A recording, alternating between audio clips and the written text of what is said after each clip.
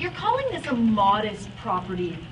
levy in essence, but many would argue that once both are implemented, fully implemented, the Scarborough Subway and this building tax fund, that's an extra $104 on top of your tax bill. Many people won't call that modest.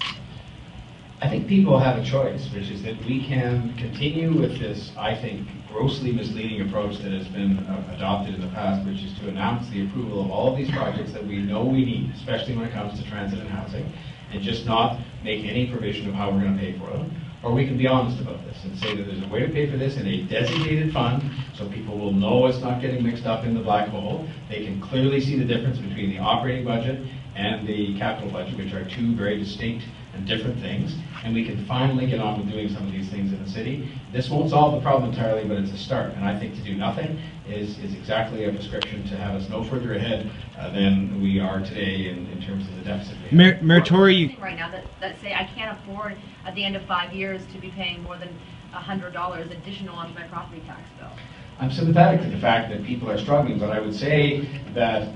the fact that we've gone on with the kind of operating budget management or mismanagement that has happened for years and years and years now, where we just examine the new spending and never went back and examined the old spending, is a much bigger contributor to those people struggling than is this modest levy that will go exclusively to building out a bigger and better city. This modest levy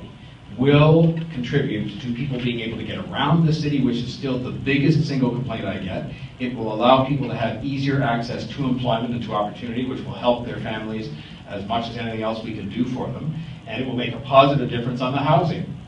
issue, which is one of the biggest single challenges the city faces. And so I think people will recognize the fact this is a prudent, responsible, sensible, honest thing to do, which is to have this levy continuing something that was put in place by the previous mayor to build one transit project, and now allow it to be used to build other projects, housing and transit across the city going forward.